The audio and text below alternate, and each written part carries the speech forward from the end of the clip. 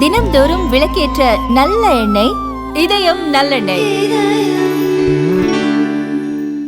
India எங்கு பலன் கிடைக்கிறதோ அங்கிருந்து கச்சா எண்ணெய் வாங்கும் உரிமை கொண்ட இறையாண்மை நாடு என்று ரஷ்யா தெளிவுபடுத்தியுள்ளது.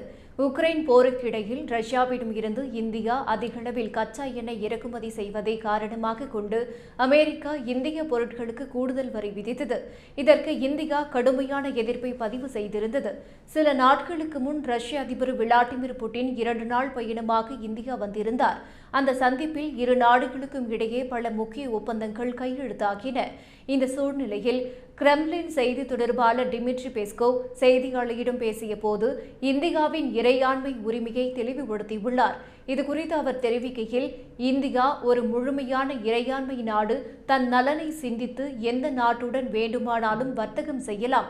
எந்த இடத்தில் பணம் கிடைக்கிறதோ அங்கிருந்தே கச்சா எண்ணெயை வாங்கும் உரிமை இந்தியாவிற்கு உண்டு.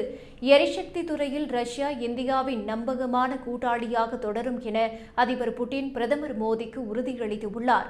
பொருளாதார நலனை முன்னிறுத்தி இந்தியா இந்த பாதையை தொடர்ந்து பின்பற்றும் என நாங்கள் நம்புகிறோம் என்று பெஸ்கோவ் தெரிவித்துள்ளார்.